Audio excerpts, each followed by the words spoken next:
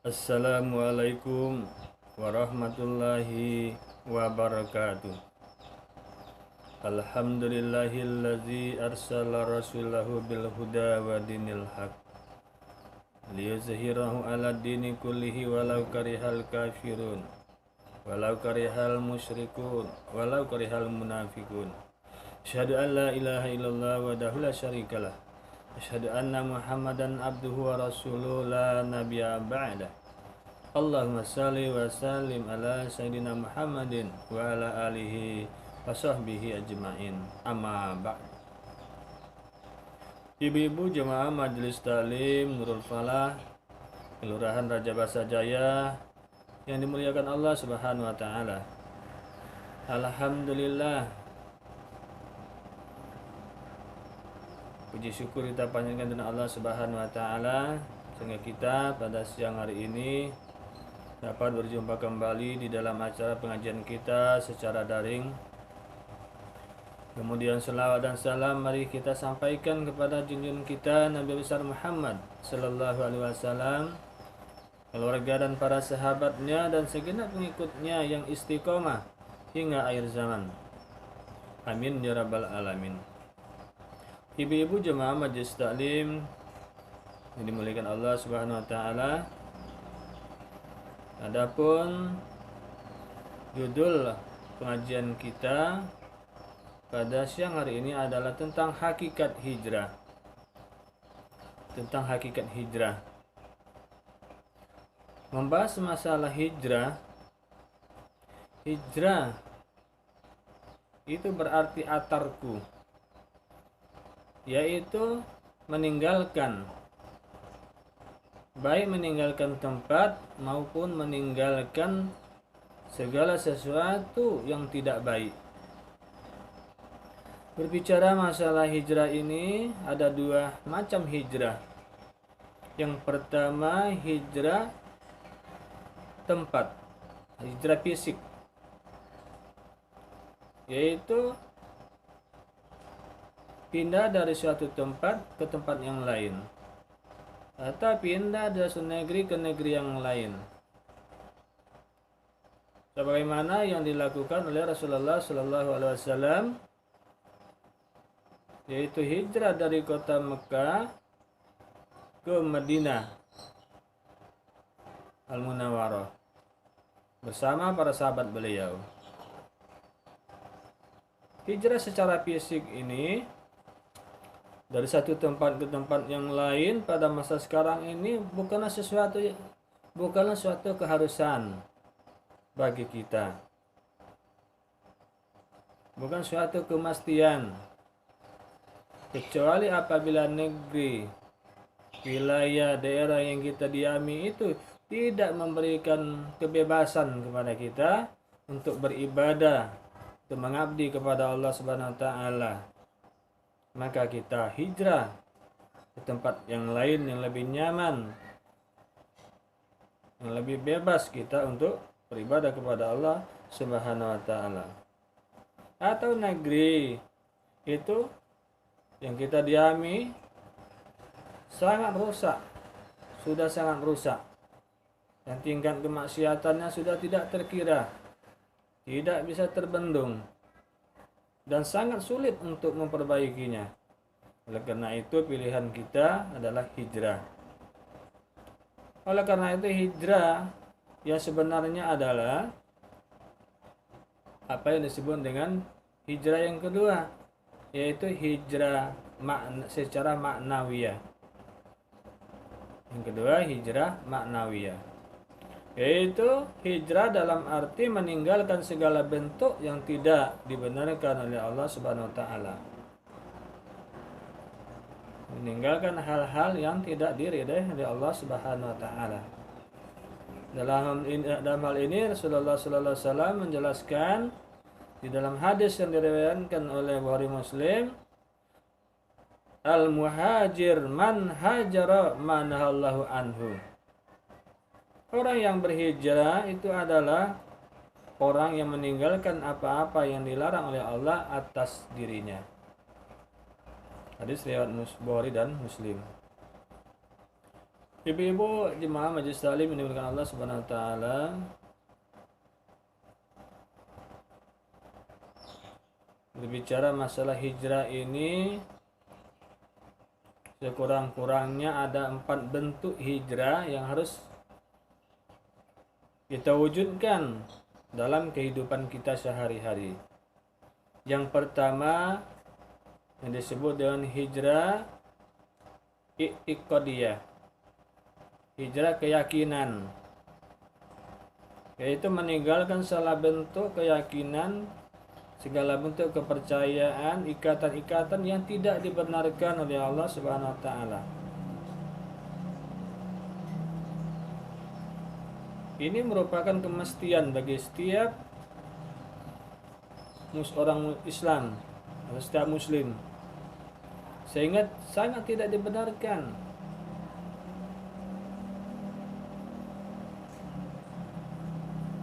apabila keyakinan dan kepercayaan seorang muslim masih bercampur dengan keyakinan dan kepercayaan yang tidak islami.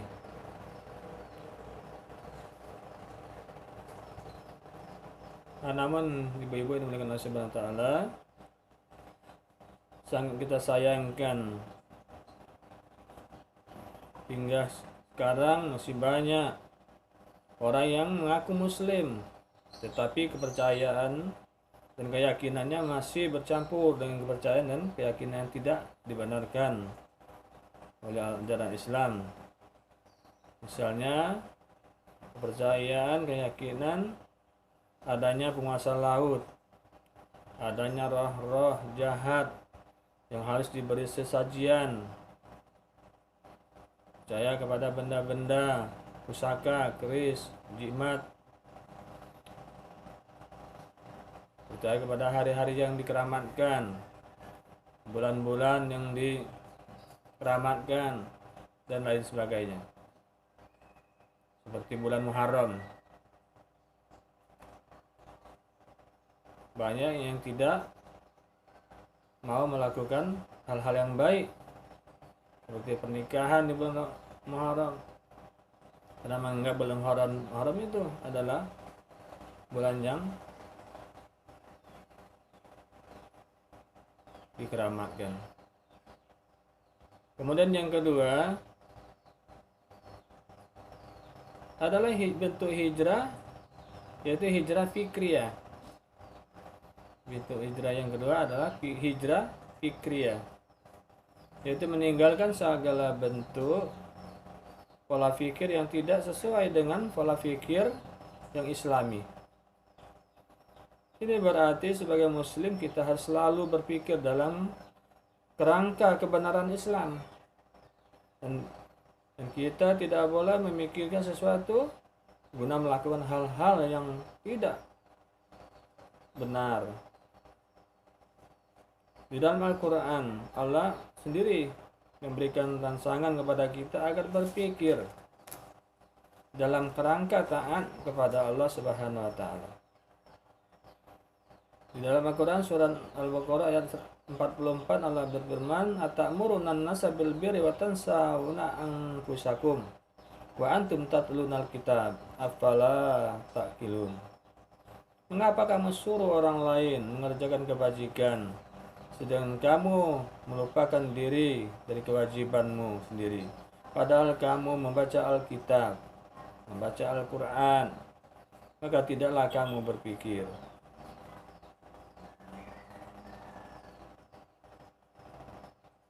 Jemaah majelis taklim yang dimuliakan Allah Subhanahu wa taala. Kemudian yang ketiga, bentuk hijrah itu adalah hijrah syu'uriyah. Hijrah syu'uriyah yaitu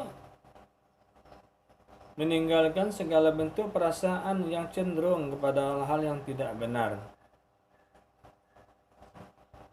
Apabila orang sudah hijrah dari perasaan yang tidak benar, maka jiwanya akan menjadi hidup, jiwanya menjadi bersih, menjadi segar, sehingga jiwanya menjadi sensitif dan peka terhadap segala bentuk kemaksiatan yang ada di sekitarnya, sehingga membuatnya tidak akan membiarkan kemaksiatan atau kemungkaran itu terus berlangsung di sekitarnya. Dan kaitannya Rasulullah SAW bersabda, "Man ra'a minkum mungkaran falyughayyir biyadihi, fa illam yastati fa bi lisanihi, fa illam yastati fa bi qalbihi, wa zalika adaful iman."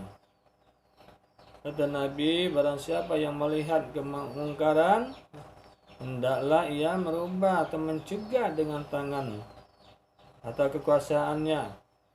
Bila tidak mampu, hendaklah dia merubah atau mencegah dengan lisannya. Dan bila tidak mampu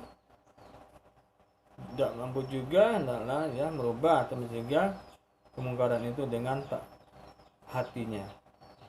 Dan demikian itulah selemah-lemah iman. Hadis riwayat Muslim. Ibu-ibu jemaah Majelis Taklim Nurul Falah melakukan Allah Subhanahu wa taala. Kemudian bentuk hijrah yang keempat adalah hijrah sulukiyah. Hijrah sulukiyah, yaitu meninggalkan segala bentuk tingkah laku yang bertentangan dengan ketentuan-ketentuan Islam, dengan ketentuan-ketentuan Allah Subhanahu wa taala. Ini berarti seorang muslim sangat tidak dibenarkan melakukan hal-hal yang dilarang oleh Allah dan Rasul-Nya. Maka manakala yang dilarang tetap dikerjakan oleh kita, cepat atau lambat kita akan mengalami akibatnya, baik di dunia maupun di akhirat. Karena itu hendaklah ditinggalkan perbuatan-perbuatan maksiat, perbuatan dosa. Begitu juga dengan perintah-perintah Allah yang tidak dikerjakannya.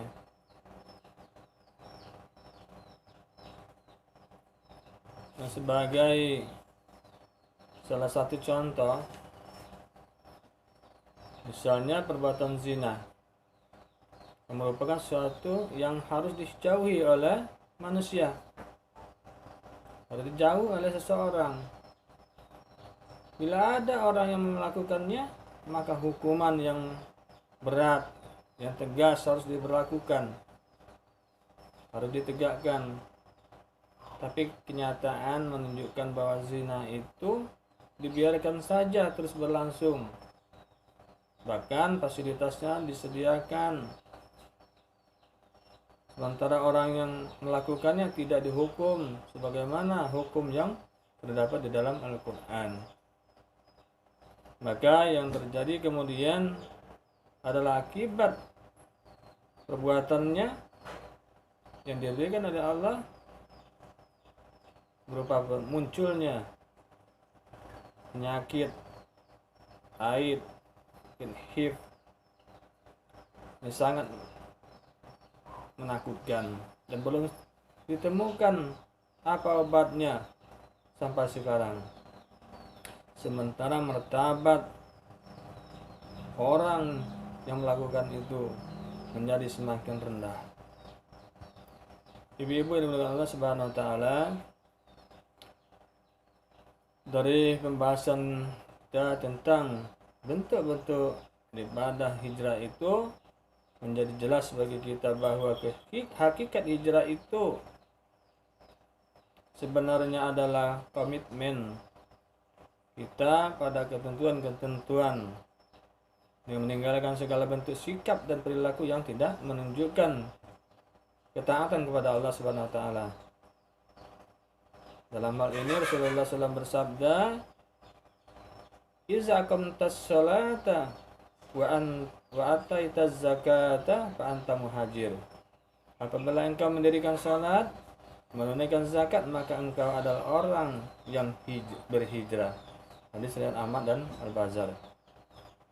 Dalam hadis yang lain diriwayatkan oleh Ahmad dan Al-Bazzar, "Antahjurul fawahish ma zahara wa ma batana wa tuqimas sholata wa tu'tiyaz zakata fa anta muhajir." Apabila engkau meninggalkan perbuatan yang keji, baik yang nyata maupun yang tersembunyi, mendirikan sholat dan menunaikan zakat, maka engkau orang yang berhijrah. Hadis riwayat Ahmad dan Al-Bazzar. Ibu-ibu jemaah majelis taklim dimuliakan Allah Subhanahu wa taala, karena hakikat hijrah adalah melaksanakan perintah Allah dengan meninggalkan kemalasan dan kedurhakaan kepadanya, serta meninggalkan larangan-larangannya.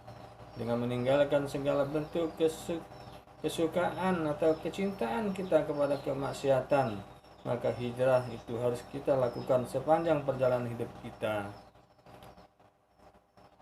sebagai seorang muslim. Semua itu tentu saja menuntut kesungguhan kita, jihad.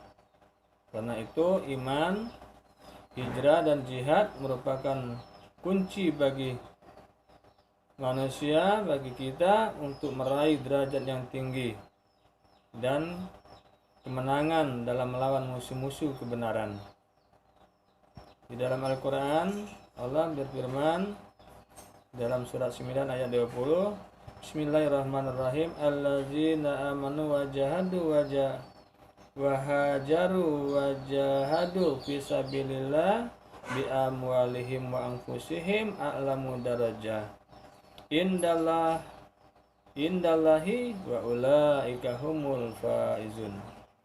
Orang-orang yang beriman, berhijrah, berjihad di jalan Allah, dan harta dan diri mereka adalah lebih tinggi derajatnya di sisi Allah, dan itulah orang-orang yang mendapat kemenangan, mendapat keberuntungan. Quran 9 ayat 20. Ibu-ibu jemaah majelis taklim Nurul Falah yang dimuliakan Allah Subhanahu wa taala, semoga pembahasan tentang hijrah ini dapat kita amalkan dalam kehidupan kita sehari-hari. Mari kita tutup pengajian kita ini dengan bersama-sama kita melafazkan doa kafaratul majlis. Subhanallah wa bihamdihi, subhanallah wa bihamdika, asyhadu an la ilaha illallah,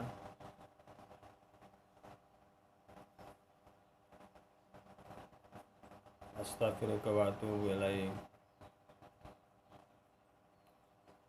Demikianlah, wabillahi taufiq wal hidayah. Wassalamualaikum warahmatullahi wabarakatuh.